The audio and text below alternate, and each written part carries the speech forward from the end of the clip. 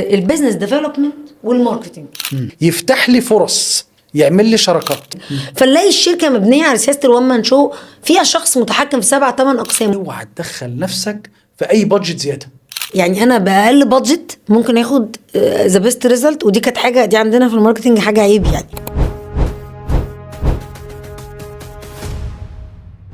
طيب بالنسبه بقى للبيزنس ديفلوبمنت والماركتنج، احنا لما بيجي لنا حد في انترفيو بلاحظ ايه؟ هو مش عارف الفرق. يعني مثلا طب انت شغال ايه؟ انا بعرف ادير صفح وبتاع. طب انت كاتب احنا طالبين بيزنس ديفلوبمنت. انا ما عنديش ادنى مشكله لو المشروع فيه مشاكل اطورها. فحس هو لا فاهم بيزنس ديفلوبمنت ولا فاهم ماركتنج، والموضوع ده خلط غير طبيعي. دي حقيقه. والفتره الاخيره عجبني اكتر من حلقه لحضرتك، واكتر من موضوع اتفتح في حته البيزنس ديفلوبمنت دي بالذات، فيا ريت نفيد الناس بيه. طيب احنا بنحب نقول للناس الموضوع بمنتهى البساطه. انت عارف ايه الفرق اصلا ما بين التسويق وما بين البيزنس ديفلوبمنت؟ انا هقول لك الموضوع بمنتهى الشياكه قوي. هنقول مثلا شركه ملابس رياضيه، تمام؟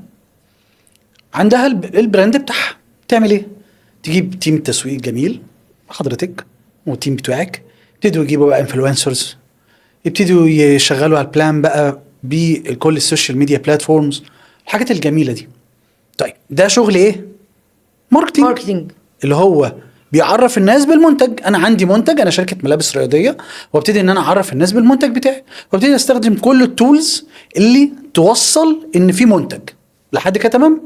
طيب البيزنس ديفلوبمنت بقى يعمل ايه؟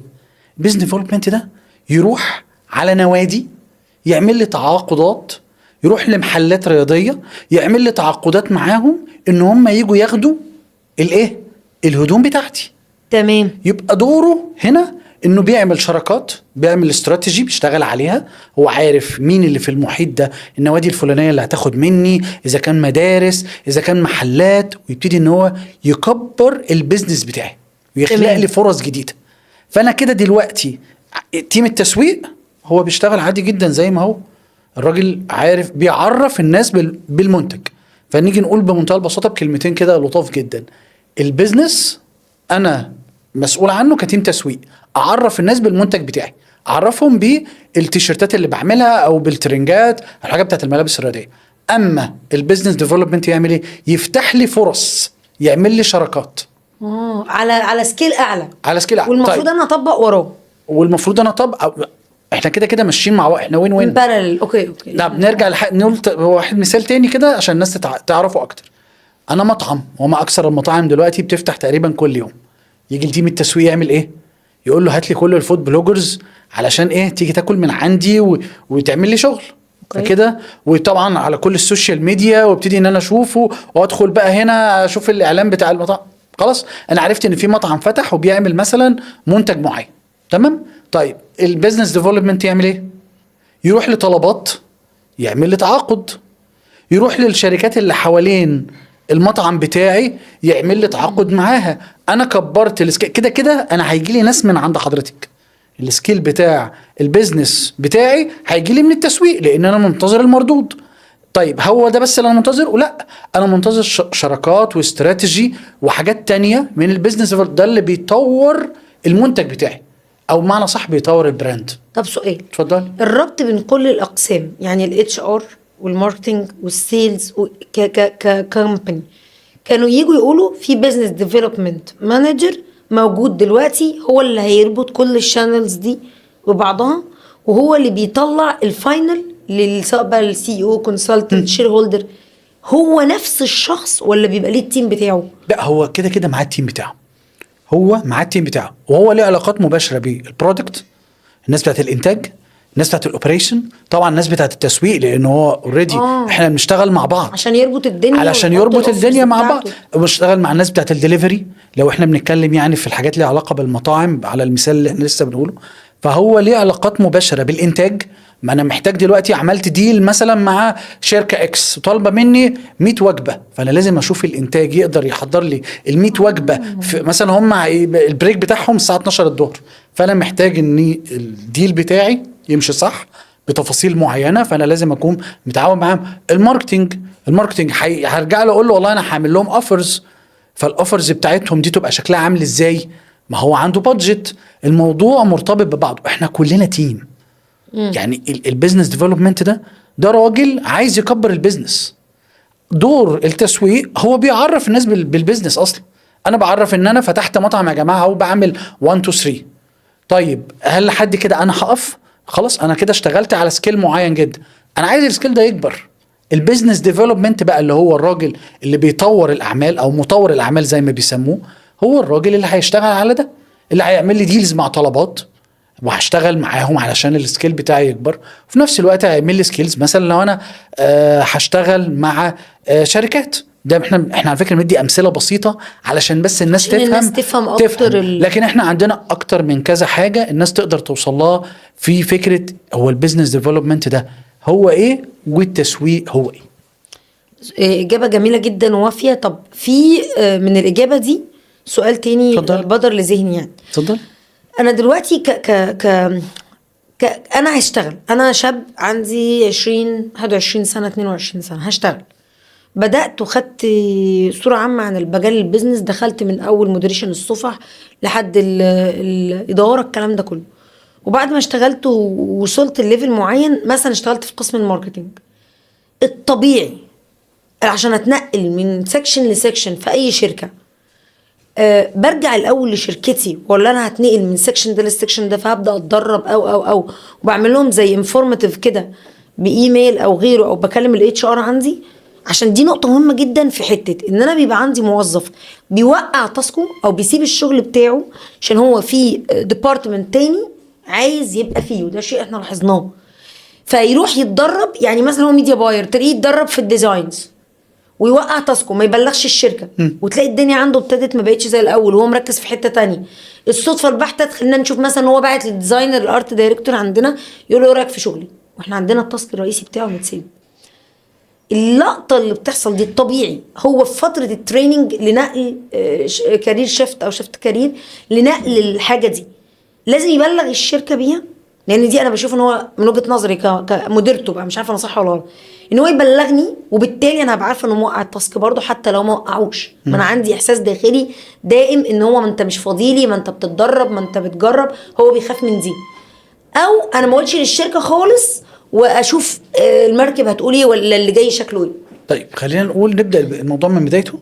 اصلا علشان اتحرك من حاجه زي كده لازم يبقى فيه اناونس، لازم يبقى فيه وظيفه او يبقى فيه فرصه علشان اقدر اتحرك فيها. ده بيتم ايه؟ انترنال، يعني حاجه جوه الشركه. فبناء عليه انا هتحرك. انا عمري ما هروح لقسم تاني اقول له انا عايز اشتغل معاه الا لما يكون في فعلا فرصه. فبناء عليه انت مش هتتحرك من مكانك غير لما هيبقى في فرصه حقيقيه. تمام، فرصه موجوده والدنيا تمام. حضرتك متخيله انه اي حد من التيم عندك هيتحرك من غير انت ما تاخدي ابروف، من غير انت ما تديله الابروف؟ اكيد لا، مستحيل. وهو المدير اللي هناك هيرجع لك هو ده كويس مش كويس، بيأدي مش بيأدي. لان المشكله ان هو ساعات بيعمل دي عشان شركه تانية علشان يخرج. ده بقى امر هو انا كده فهمت. فاهم قصدي. كتر الفيديو انا تخيلت انه جوه الشركه ان الموضوع ده حاجه انترنال مش هيخرج بره الشركه تقصد. لا انا مثلا لاحظت ايه كتر الفيديوز اللي بيشوفوها. هو مثلا شاف فيديو اتش ار، شاف فيديو ماركت مثلا، هو مكانه حاجه تانية خالص، حسابات، يروح قاعد عايز يذاكر ده ويحاول يذاكره ويتعلمه ويعمله فيوقع التاسك الرئيسي، ما يقولش للشركه. هو كموظف الافضل له، عشان انا كنت في النقاش ده من قيمه بالظبط من حوالي اسبوعين، قال لي لا وانا لو قلت لحضرتك حاجه زي كده حضرتك هتحسي ان انا اسقط التاسك بتاعي. طب ما هنا لو انا مش عارفه انا نفسي احس ان التاسك اساسا ساقط يعني وعنده مشكله. طب وانا هعمل امتى؟ هغير امتى الكارير بتاعي؟ اقعد طول عمري فلاحظت حاجه، وانت بتاخد سالري من عندي وبتطور نفسك في مجال تاني وبتوقع لي مجالي يعني الجزء بتاعي. طب ما تعمله في بيتك بعد مواعيد عملك بعيد عني خالص. هو ده طبيعي جدا بالمناسبه، ان انا لو عايز اعمل حاجه لشغل تاني لا طبعا في تعارض تام ان انا بشتغل جوه الشركه وباخد الوقت بتاعي واخد الاتفاق اللي انا مضيت عليه، وان انا اللي ما بيني وما بين الشركه وما بين قبل اي حد وما بيني وما بين ربنا ان انا ارتضيت ان انا هشتغل في الوظيفه دي من 9 ل 5 وهشتغل بكامل طاقتي معاهم. طبيعي جدا ان انا لو جات لي حاجه هتاخد من وقتي جوه الشركه بس تمام مش هتاثر على حاجه، اوكي تمام. طب لو هتاثر وهتضر الشغل، لا انت كده هيبقى عندك مشكله كبيره. ده مش صح. يعني انا كمدير مش حرام عليا ان انا وقتها، يعني انا حسيت الوهله ان انا على فكره هو في حاجه اسمها يا فندم شورت نوتس. انا دلوقتي لو عايز، دلوقتي جات لي فرصه ان انا اشتغل، او جات لي فرصه ان انا اطور من نفسي، او جات لي فرصه ان انا هاخد كورس، هو ايه المشكله ان انا اقول والله انا دلوقتي باخد كورس مثلا عشان اطور من نفسي؟ هي فين المشكله؟ احنا اللي دايما حاطين ان انا لو قلت له فهو هيعاملني وحش، صح. فهو هيبتدي. لا، ما تقول له انا والله على فكره انا بعد الشغل بروح اخد كورس، لكن مستحيل تيجي تقول له والله انا في وسط الشغل بتاع حضرتك اللي انت طالبه مني انا اخد كورس. على فكره هو مش هيسمع الكلام ده، هو اكيد مش هيسمع الكلام ده. قول له انا بعد الساعه 5 انا مثلا مش هقدر والله اعمل اوفر تايم اليومين دول، ليه؟ علشان والله انا باخد كورس. على فكره دي حاجه جميله، باخد كورس لنفسي بتعلم. لكن لما هتقول له انا باخد كورس والله في التوقيت بتاع الشغل، وهو لا، وهو ضد صالح الشغل، طبيعي جدا هيرفض. انت متخيل ايه؟ ده بيزنس في الاول في الاخر. صح. انت صح. يعني خلينا بس نحط تاني الحاجات اللي هي المشاعر، وانه سيبني وان انا نفسي اطور وهم واقفين ضدي، ده كلام مش حقيقي. قول الكلام الصح اللي يعني اللي يتطبق علشان الناس تقف جنبك. لكن هو في الاول في الاخر ده شركه وكيان. خلاص لو انت شايف ان ده مش مناسب ليك، او انك حضرتك هتشتغل او هتعمل حاجه ليك انت في وقتنا احنا، خلاص اوكي، هتقول لك اند اوف تكست، الموضوع منتهي. بالظبط. تمام. طب البيزنس ديفلوبمنت مربوط بالشركات الكبيره بس؟ حضرتك اديت امثله على مطاعم وحاجات صغيره، ولا الشركات الصغيره؟ هدي حضرتك مثال اكون صريحه مع حضرتك. اتفضل. اغلب الشركات اللي بتجيلنا في الماركتنج هو بادجيتنج وايز كده، عايز كل حاجه باقل اقل اقل اقل تكلفه وامكانيات واعلى ريزلت. ده بناء على المايند سيت بتاعه هو. ومش هقول لك 100%، هقول مثلا 80% الا من رحم ربي، وهو كان متعلم او عارف الماركتنج ماشي ازاي. بنلاحظ ان هو لا، انا بعمل بقلل فلوس، بقلل مصاريف، فاجيب موظف اقومه بشغل 10. انت يا ابني بزنس ديفلوبمنت، وانت شغال الحسابات وانت كل حاجه. فنلاقي الشركه مبنيه على سياسه الوان مان شو، فيها شخص متحكم في 7 8 اقسام، وممكن يكونوا شغالين جوه الشركه بس هو صاحب قرار، وادى القرار لحد تاني تحتيه كبير صغير هو مبني عليه. هو ده صح ولا غلط؟ طيب خلينا نقول انه في الوقت الصعب ده شويه ومع الكرايسيس اللي موجوده، الموضوع بقى مؤلم. الشركات بقت عايزه الجوكر، الشخص اللي ممكن يعمل 3-4 تاسكات بمرتب واحد بس. وده صح ومش صح، هو على المدى الطويل غلط جدا، بيعمل مشاكل كتير. الشخص ده ينهار. الشخص مش هيقدر يكمل. على المدى القصير هيحل مشكله لشهر 2-3 وبعد كده مش هيقدر. المواضيع لو كمان المواضيع بتكبر، الموضوع فيه توسعات كبيره. بنقول ان البيزنس ديفلوبمنت ده قسم لوحده والتسويق قسم لوحده. طيب السؤال بتاع حضرتك الجميل، هو ينفع للشركات الكبيره؟ هو اوريدي تمام، الشركات الكبيره عامله ديبارتمنت. ده بالنسبه للصغيرين، الناس اللي لسه بتبدا، احنا بنقول له اوعى تدخل نفسك في اي بادجت زياده، اوعى تدخل نفسك في اي بادجت زياده، لكن مش هتستحمل. يعني لو انت جايب تيم تسويق او جايب شركه تسويق تعمل لك الماركتنج فده تمام. طب ايه رايك افتح كمان واجيب تيم بزنس ديفلوبمنت؟ ده طبعا هيبقى هيدك كبير عليك. لكن بنقول لك تعمل ايه. خلينا نقول برضو على السيركل الصغير، وبعد كده نحاول نكبر السيركل شويه. انا دلوقتي عامل كافيه، فانا عايز بزنس ديفلوبمنت، اعمل ايه؟ ولا اي حاجه. احنا عايزين حد يعمل ديلز مع الشركات اللي حوالين الكافيه، يوصل لهم طلبات سواء قهوه او وات ايفر او كده او ده. موضوع بسيط، ده شغل البيزنس ديفلوبمنت على فكره. على سيركل صغير، هنتكلم كافيه صغير، حاجه كده لسه بنبدا بيها.